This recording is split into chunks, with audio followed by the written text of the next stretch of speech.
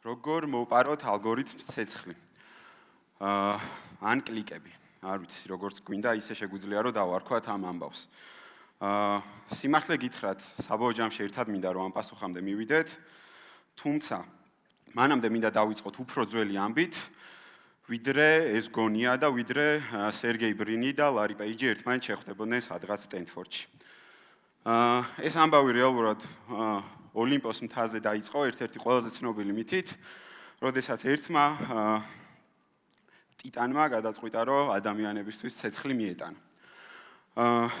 რეალურად მინდა რომ წარმოგადგენინოთ, რომ ეს სისტემა, ეს ალგორითმი, ეს პრინციპი, რაშიც SEO და SEO-ში დასაქმებული ან მომუშავე ან შემოსავლის მიღები ადამიანები იმყოფებიან, ძალიან გავს ერთგვარ ზღაპარს. არის მითიური, არის რაღაცა ისეთი, რაც რეალურად არ არსებობს, რაღაც მოგონილ რეალობაში ვცხოვრობ, სადღაც თითქოს ერთი შეხედვით ღმერთებმა დაგვიწესეს რაღაცა წესები, რომელსაც უნდა მივყვეთ. რეალურად ამ სისტემის ნაწილი ვართ, ამ ალგორითმის ნაწილი ვართ, როგორც კი ვცდილობთ, რომ ჩვენი კომპანია, ჩვენი გვერდები სადღაც იქ მოვაქციოთ. რა გვაქვს? გვაქვს რაღაც წესების ერთობლიობა, რომელსაც თუ დავიცავთ, მივიღებთ რაღაცა ჯილდოს, რომელიც გარანტირებული არ არის, მაგრამ ეს წესები აუცილებლად უნდა შევასრულოთ. ყავს მესენჯერები და თან ორი, რაც ასევე ცალკე სიმბოლური არის და ვინც არიცით, Google-ს ყავს მესენჯერები თავისი ანალიტიკოსთა გუნდიდან, ანალიტიკოსთა დასიდან, ესე უფრო მოუხდებათ. ესენი არიან ბატონი გარი, რომელიც რაღაცებს გვეუბნება ხოლმე და რაღაცა ალგორითმის სიტყვას წარმოადგენს ჩვენაერი ადამიანებისთვის და ბატონი ჯონი, რომელიც ასევე ალგორითმის რაღაცა განცხადებელი არის და რაღაცებს გვიყვება. და რას გვეუბნებიან ისინი? ისინი გვპირდებიან, რომ თუ შევასრულებთ წესებს, თუ მოიქცევით კარგად, თუ რაღაცებს დავიცავთ, მივიღებთ ჯილდოს და ეს ჯილდო არის რა, ტოპ 3 პოზიცია, რომელიც არის რაღაცა იმასავით, ოლიმპოს კარიბჭესავით, სადაც თუ მოვხვდით, ვიქნებით რჩეულები. შეიძლება ვთქვათ, რომ ტოპ 3-ში მოხვედრილები განსაკუთრებით რჩეულები არიან და ის ხალხი, ვინც პირველ გვერდზე შეაბიჯეს, იმათაც რაღაცები გაუკეთებიათ. კარგი, ეხლა რა ხდება იმ შემთხვევაში, თუ ჩვენი მუშაობის განმავლობაში რომელიღაცა გვერდს, რომელიღაცა საძიებო ფრაზაზე მთელი ძალისხმევით მივათრევთ სიზიფესავით მწვერვალზე და როგორც იქნა იქ მივიყვანთ, მაგრამ რა ხდება იმ შემთხვევაში, თუ რაღაცებს გავაკეთებთ ისე, როგორც არ უნდა გაგვეკეთებინა. რა მოხდება, თუ იმაზე მეტს გავიგებთ, იმაზე მეტს ვეცდებით, ვიდრე ეს ღმერთებმა გადაგვიწყვიტეს. ესე დროს ხდება ყოველთვის ერთი და იგივე და ეს ძველი ამბავი არის, გვაძევებენ 64-დან ან გვსჯიან იმით, რომ ეს ლოდი, რომელიც სადღაც მთის წვერვალზე ავიტანეთ ამდენი თვის განმავლობაში, დაგორდება და თავიდან გვექნება ზემოთ ასატანი. ეს მუდმივი და მუდმივი რაღაცა წყევლასავით არის ამ სპეციალობაში და ამ საქმიანობაში და რა ვქნათ ეხა ჩვენ, როგორ მოვიქცეთ, რომ არ დავისაჯოთ, კარგად რომ კონდეს რენკინგებში საქმე. ეს არის ლოდის დაგორებასავით, ალგორითმის აპდეიტი, რომელიც წელიწადში გამოდის მეხის დაცემასავით, არავინ არ ვიცით როდის, არავინ არ ვიცით რატომ და ეს განახლება ლოდს გვაგორებინებს, რომელსაც შეიძლება მთელი თიმი და შეიძლება რაღაცა მთელი გუნდი ერთად ვეზიდებოდით მწვერვალისკენ. რა თქმა უნდა, ეს ამ ძიმია ხოლმე ამ საქმიანობაში, მაგრამ რა უნდა გავაკეთოთ, როგორ უნდა მოვიქცეთ? მოდი ერთად ვიპოვოთ პასუხი. მე ვერ შეგპირდებით, რომ რაღაცა ზუსტ ინსტრუქციას გეტყვით ამ დარჩენილ 10 წუთში, თუმცა ვეცდები, რომ ერთად აღმოვაჩინოთ ის ჭეშმარიტება, რა ჭეშმარიტებასაც მე დავუჯერე. ეს არის ამბავი, რომლამდეც მივედი, ძალიან ბევრი საიტის შემოწმებით, ძალიან ბევრჯერ პრომეთესავით ერთ პოზიციაზე მიჯაჭვებით, ძალიან ბევრი ათობით ვებგვერდის პოზიციების ესე მთიდან დაგორებით და კლიენტების ზარებით და ნერვიულობით და თმაში ჭაღარებით. რეალურად ამბავი არის ის, რომ ღმერთებს არ უნდა უყუროთ, მიწაზე უნდა დავეშვათ ხალხთან, ჩვენს მეგობრებთან, დებთან, ძმებთან, მამებთან, დედებთან, შეყვარებულებთან, არ ვიცი, უბრალოდ გამვლელებთ. ამ ხალხს მარტივად დღეს იუზერები დაუძახოთ. იქნებ ჩვენ რაღაც წესებს, იმიტომ კი არ უნდა ვიცავდეთ, რომ ეს წესები არსებობს. ან იქნებ ამ წესებს, იმიტომ კი არ უნდა ვიცავდეთ, რომ რაღაც სასჯელის გვეშინია. ან რაღაცა ჯილდოს გვპირდებიან. იქნებ წესები, იმიტომ უნდა შევასრულოთ და კარგად, იმიტომ უნდა მოვიქცეთ, რომ უბრალოდ ასე ჯობია. იქნებ უბრალოდ იუზერზე უნდა ვზრუნავდეთ. იქნებ ეს არის ის მითი, რომლისაც უნდა ვირწმუნოთ და რომელიც მოგვაპარინებს საბოლოო ჯამში ცეცხლს ალგორითმიდან. კარგი, ეს ყველაზე გაცვეთილი ფრაზა არის ალბათ როგორც ასეთი სცენებიდან ყველაზე ხშირად მოგისმენიათ, რომ ვიზრუნოთ იუზერზე და ალბათ ძალიან ბევრი მილიონი დოლარი არის დახარჯული იმაში, რომ ეს დაგეჯერებინათ, მაგრამ მოდი რაღაცეებზე ვისაუბროთ ახლა როგორ უნდა შევიყვაროთ რეალურად იუზერი. მიუხედავად იმისა, რომ დღეს რაღაცეები გამარტივდა, პირველი კომპანიისთვის ზრუნვა არის მხოლოდ იმათზე, თუ შემოდის იმ დივაისით, რა დივაისითაც ეს კონკრეტული ვებგვერდი არის ოპტიმიზირებული. ზრუნავთ სახის კანზე ისეთ იუზერებზე, რომლებიც ჩვენ საიზე დესკტოპით შემოგვიდნენ. ანუ არ გვაინტერესებს სხვა დივაისებით შემოსულები. ან არ ვიცი, გვინახავს ესეთი შემთხვევებიც, რომ იყიდეთ უსწრაფესი მობილური ინტერნეტი ჩვენგან, იმ შემთხვევაში თუ მოახერხეთ, რომ ჩვენი გვერდი ჩატვირთოთ, იმიტომ რომ ძალიან ნელა იტვირთება. ან მაგალითად ძალიან სწრაფად მოგიტანთ შეკვეთას, მაგრამ ამ გვერდის ჩატვირთვას მოვანდომებთ 25 წამს. ან მაგალითად დაათვალიერეთ ჩვენი საოცარი კოლექციები და საუკეთესო ბრენდები, ან მხოლოდ ისინი, რომლების იმიჯების გახსნაც მოახერხეთ. ან ჩვენ ვზრუნავთ ჩვენს მომხმარებლებზე, მაგრამ კიდევ უფრო მეტად ვზრუნავთ ჩვენს პოზიციებზე Google-ში და ამიტომ ნაძვის ხეები და კიდე 1000 საშინელება. ვამკაჩავს. მოკლეა. კარგი, ეხლა როგორ დავაღწიოთ ამას თავი?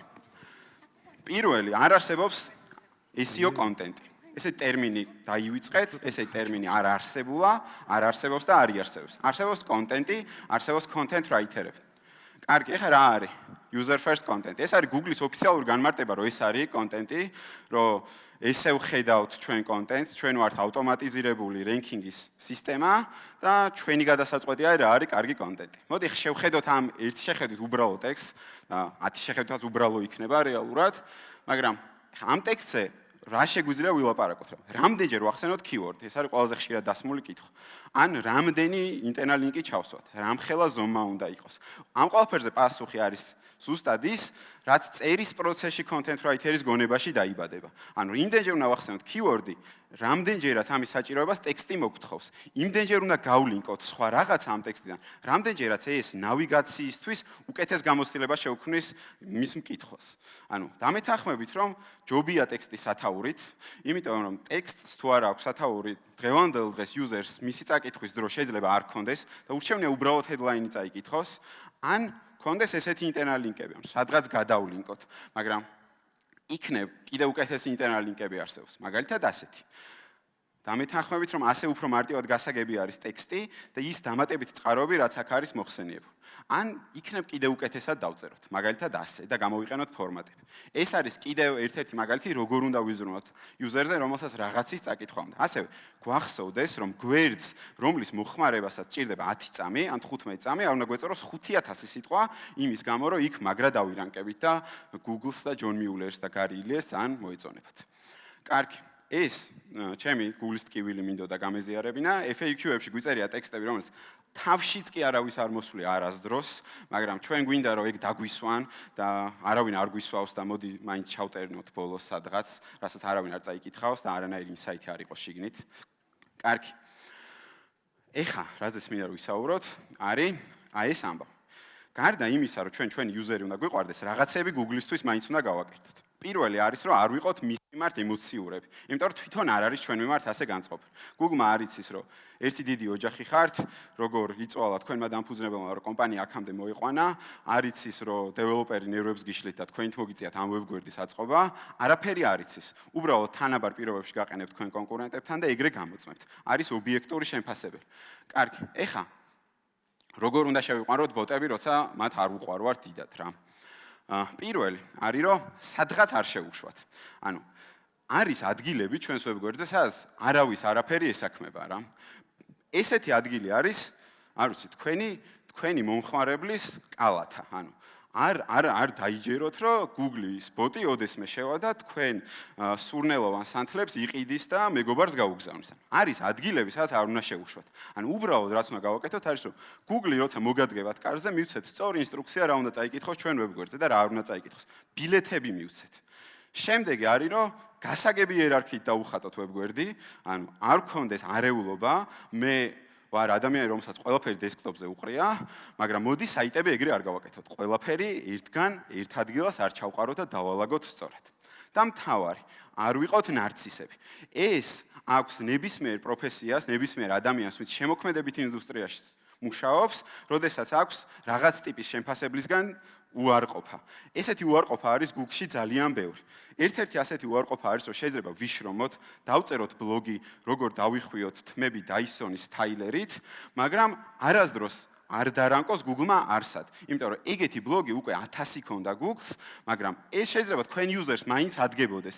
მაინც შეიძლება თქვენ user-ს თქვენგან უნდადეს ამის მოსმენა, მაგრამ Google-ს საერთოდ არ ანაღლებს თქვენ როგორ დაწერეთ, თქვენ რა დაწერეთ. ამიტომ არი დარდოთ, როდესაც Google-ი არ გაგვცეთ ყურადღებას და გვახსოვდეს, რომ შეიძლება ვიღაცამ ჩვენზე კარგად 5 წლის წინ დაწერა იგივე. ეს არის ძალიან მნიშვნელოვანი, რაზეც მინდა რომ იფიქრეთ.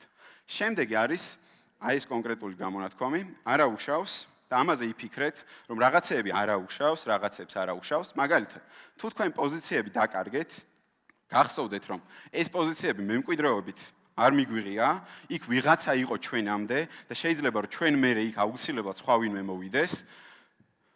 იგი წავა და სხვა მოვა, შეგვიძლია ასეც ვთქვათ. მაიკლ ჯორდანი ზენიტში წავიდა კალათბურთიდან. დრონი მეფობენ. მალე მიხვდება Google-ი ჩვენი სახით ვინ დაკარგა. და კიდევ სხვა უღიმღამო ხუმრობები, რომლებსაც კლიენტებს ვეუბნებით ხოლმე და მერე კონტრაქტებს გვიწყვეტენ. რეალურად შეგიძლიათ ეს ტექსტები გამოიყენოთ, მართლა ამას ვეუბნებით, იმიტომ რომ არ ვიცით ხოლმე რის გამო ჩავარდა რენკინგები, რის გამო შესდით 100,000 ლარით ნაკლები შემოსავალი ყოველ დღე. წარმოდგენა არ გვაქვს, უბრალოდ ჩვენ ვართ ის ადამიანები, ვინც ეს უნდა მოვიგერიოთ, სწორი პასუხი გავცეთ და მივიტანოთ ის ინფორმაცია, რომ რეალურად შეუცნობელი არის გზა ალგორითმების. იმიტომ რომ ეს არის მითიური საქმე, ეს არის რაღაცა ესეთი მისტიკური ამბავი. საბოლოო ჯამში ცეცხლი გამოიყურება ხოლმე ასე. და ხშირ შემთხვევაში ეს გზა როგორც მაგ მითოლოგიებში და მაგ ამბებში და მაგ ზღაპრებში არ არის მარტივად სავალი და გვახსოვდეს რომ როდესაც ვირჩევთ მარტივ გზას საბოლოო ჯამში შეიძლება რომ შედეგი მივიღოთ მალე, თუმცა არა გრძელვადიანი და ძალიან გავს ეს რამდენიმე რელიგიურ დოგმას და ცნებას, თუმცა საბოლოო ჯამში ყოველთვის ჯობია რომ ყველაფერი გავაკეთოთ სწორად, ყველაფერი გავაკეთოთ ისე როგორც user-ს გაუხარდება და ამას Google-ი დაგვიფასებს. ეს არის ერთ-ერთი მაგალითი კიდევ როგორ შეიძლება რომ A წერტილიდან მივიდეთ B წერტილში, ბევრი კამათის, ბევრი ნერვიულობის, ბევრი წვალების, ბევრჯერ დაგორების და აქ ბევრი დაგორება ჩანს, უფრო მეტი ზედაში ჩანს ეს ერთ-ერთი ცნობილი ქართული ელექტრონული კომერცია არის, რომელიც ბოლოს დაგვიგორდა თვის წინ, თვენახევრის წინ და საბოლოო ჯამში ქვემოთ ვიღაცეები შეუდგნენ და ისევ ზემოთ დავძარით და შემდეგი რაც მინდა რომ გაჩვენოთ არის ეს, რომ ზოგჯერ პირიქით ეს ცნობილი მიმები რო არის, რომ რაღაცა ყოველთვის წარმატება ესე არ გამოიყურება რა. ეს არის ეგეთი кейსი, რომ აქ ეგრე გამოიყურება, ესეთებიც ხდება, რომ არსად არ ვარდებით, შეიძლება რომ ესეთი სასწაულიც მოხდეს, რომ იქიდან დავიწყოთ, სადაც არაფერი არ გვაქვს და მივიდეთ იმ წერტილში, სადაც არც კი გვჯეროდა რომ მივიდოდით. მადლობა, ეს იყო რისი მოყოლას თქვენთვის მინდოდა. წარმატებები.